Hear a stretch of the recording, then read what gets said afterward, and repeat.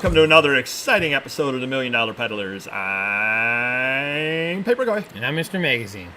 And anybody new to the channel, I'm Papergoy. I work out of my house with a day job, 40,000 items on eBay and Amazon, and try to show you the trials and tribulations of a smaller seller. I'm Mr. Magazine with 400,000 items, a large warehouse, and 15 employees. Kind of a freaky background out there, isn't it? It's like the cool. vortex. Yeah. It is a neat Yeah, one. we should suck one of us into it. So today we're going to talk about, basically I titled this, at least internally for our notes, I'd keep it for that. And we talked about a couple of seconds before the started shooting over here what that means. And what does that mean to you? It would mean that I think if someone lowballs you on an item and it's not worth selling, or you're not making enough money, or maybe you just don't like the buyer's attitude, I would keep it for that. That's really what it comes down to. I mean, I know bottom line, this is all about dollars and cents. I mean, that's why we're doing it. But there's a certain, history involved for me with a lot of the different items. Yeah. Obviously, some of the stuff we sell, sports cards, regular comic books that are in the guide that are, Copper Age and all that kind of stuff. Yeah. Car magazines, Mortar Trend, that kind of things. There's an established market for it. Sure. And those are basically buyer's markets. The buyer can shop around. If he wants a Thundercats number 8, Yeah. he could probably buy 200 of them today if he went and searched for it between eBay, Amazon, all the other sites, all the comic dealers. And I haven't looked that up, but if he's got $10 to spend, at the end of the day, he's going to end up with a Thundercats number 8. No doubt whatsoever about it. Right. Same thing if he wants August 1974 Motor Trend. They're out there. You can find those easily. And in those cases where it's a buyer's market, I don't know, what would you ask on an August 74 Motor Trend? $15? Plus shipping, so you're at 18. Yeah. I'd ask 20, free shipping. If somebody offered you $9 on it plus shipping. Bye. And I probably would with the free shipping. You're offering me 10. If it's in there for a while, I'd get rid of it and not make anything. Otherwise, I'd be asking 12. Just to get rid of it. Why did we list them? They came either we listed them a long time ago, or they came in a collection. Right. And what else are we going to do with them? So those are items that I wouldn't keep. I mean, obviously, if you offer me $1 with free shipping, I'm lose money. I'd keep it for that. But those things, you can get those every day. But every once in a while, you come across something or other that's rare, or it's you've learned to hook on it and how to list it. Yeah. And then somebody or other offers you a really, really low price on it. And I'll give you a perfect example. Well, it's going to be a good item, too. Not junk, that you want to blow out or anything like that. So. Well, I'll give you a good example. I had, and part of it was my pricing structure. Part of it also was the contents of it. I've got the dealer that sends me magazines. I buy them, but he sends them to me once a month out of California. And I had some Illustrated Weekly of India. Okay. How many Illustrated Weekly of Indias have you sold, or do you have, Mr. Magazine? I'm pretty sure it's a goose egg. Yeah. They're not easy to find magazines. So I had one, and I had it listed at like $24, and he offered me $15. And I said, it's been listed for a while, I'll take that. Yeah. I had another one I wanted $34 on because it had better content. He offered me $15. I said, no, I'm not selling that one for $15 because it's a 1937 magazine from India. Yeah. And it's got, I forgot what the content was, but it's got some pretty good content in it. Right. I'm not selling it. So I did make him a counter offer at $24. I think I'm kind of selling it a little cheap at $24, but he bought another one type deal, happy to, bundle them together, make him happy, whatever. He did make me a counter offer. Guess what his counter offer was? 16? 15. I hate that. If I didn't sell it to you the first time at 15. Well, now he's wasting your time. That's what I don't like about it. I guess we always have talked about on these videos, and maybe he watches them, where we tend to sell things a little cheaper as they get older. Right. I don't know if 15 minutes is enough of a time lapse for me to all of a sudden want to sell. Hey, 15 minutes ago I wasn't willing to sell it for 15, but this is a lot older. Why it's had one more person look at? No, I still didn't sell it. He's better off putting a note in that some people do, like, this is the most I will go, just so you know not to go back and forth. And then you just decline it and go on your business. And then if he really, really wanted it, maybe he's trying to bluff, then he'd make a higher offer. But at least make that in your comments instead of going back at the same price. Yeah, I declined it, and he didn't make a counter, so that's fine. So that was an interesting thing where in his head it was worth $15. In my head, it's worth more than $15 because of the content and the rarity of it. Right. I've got another example, and it's actually, we really don't tell you to take a look at things on our what we're selling on eBay. But do take a look at this. Go down through if you go down through our write-up on this, you can find all of Mr. Magazine's listings and all of my listings off of an affiliate link. Now, if you do end up purchasing anything using an affiliate link, we do get a commission, but this isn't the hard sell on it. Just an easy way to find our stuff. Yeah. But if you do a search on that, take a look, do a search in my store on Teamsters.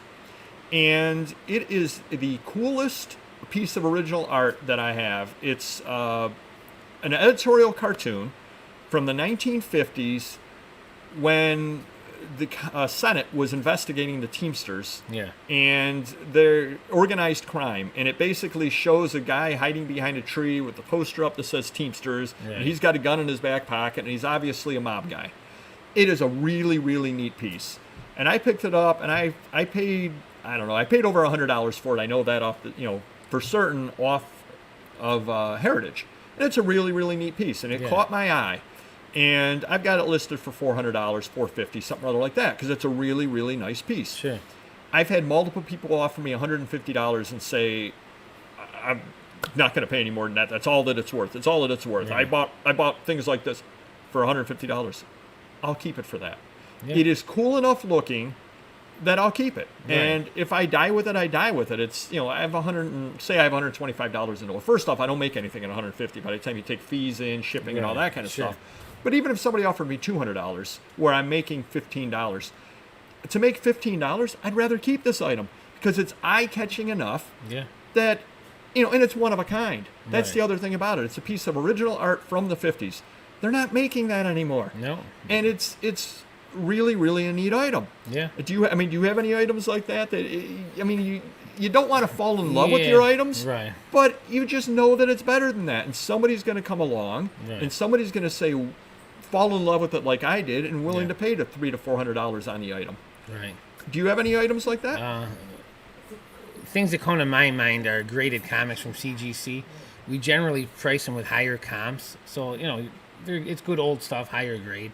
But then people make these low offers. So what I'll do is I'll research them and see what the comps are. And I might, if someone's making me a low comp, as long as they're selling for that price, I may consider it if I'm making good money still.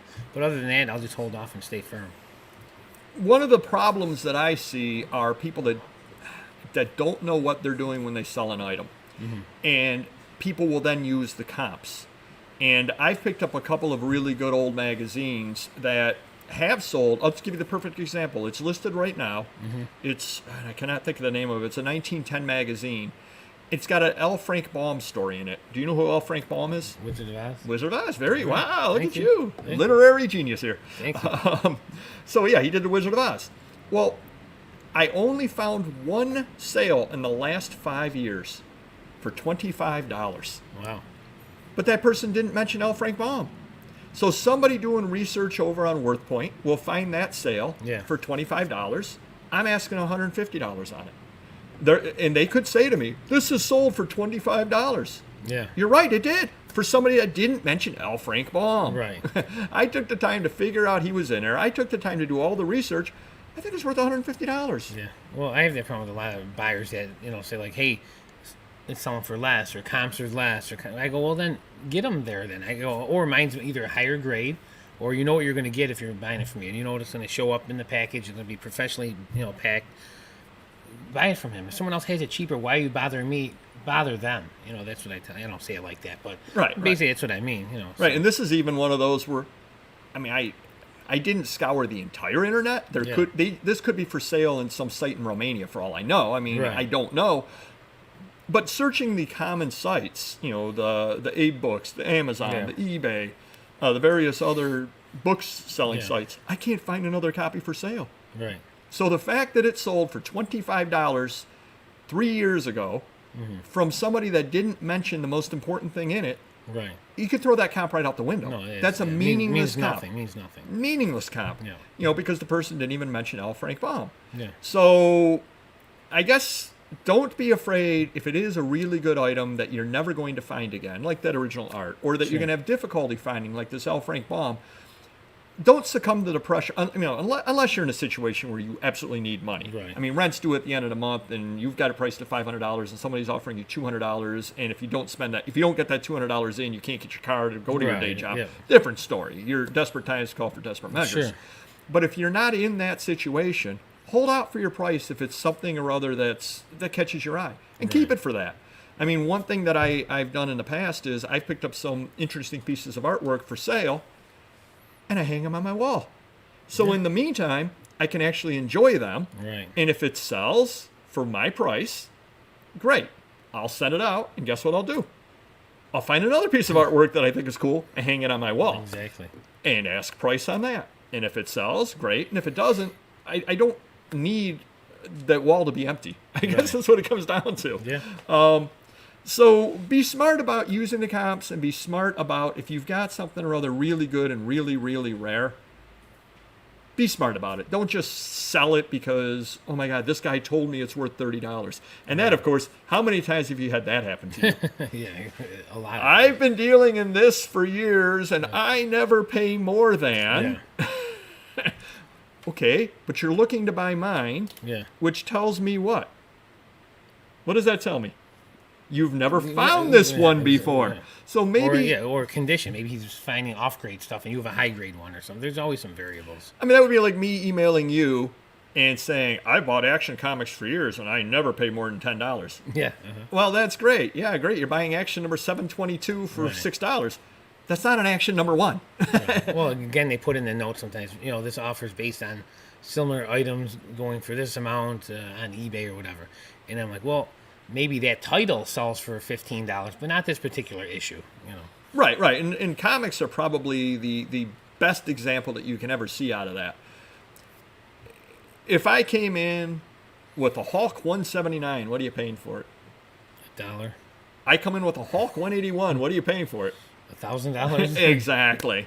So the very fact that I can sit there and say, well, it's crazy. I went through Hulks from 150 through 200, and they're selling for $4 a piece. Well, how are you asking $2,500 on this? Exactly. Because this isn't Hulk 179. It's Hulk 181, first appearance of Wolverine. That's why I'm asking that on it. And it's the same thing. The title that I have the L. Frank Baum in, they probably sell for $20, $25 a piece for the other issues. Exactly. That one has an L. Frank Baum in it. It's worth more. Same thing you get in the old magazines, you got a Maxfield Parrish in it. Yep. Hey, guess what? The issue with the Maxfield Parrish sells more from $100, $150, whereas the two issues around it might sell for $20 a piece. Right. So don't be fooled by people coming through and telling you, these only sell for. If you see something in there that makes it sell for more, stand firm. I'll keep it for that. Yeah. Real quick, one thing that I've done to people before is I've told them, wow, you get that for that price? I'll buy those for that price from you. Oddly, nobody has ever sold me one. Yeah. Gee, you get them all day long at $10 a piece? Give me 100 of them. Yeah, I'll buy every one of them you have because I paid more than that for this one over here. Yeah. Do hit the like button. Would definitely appreciate it. Do comment down below on the items that you've got that you would keep it for that. Really no better way to put it than that. And we will see you next video. Take care. Bye-bye.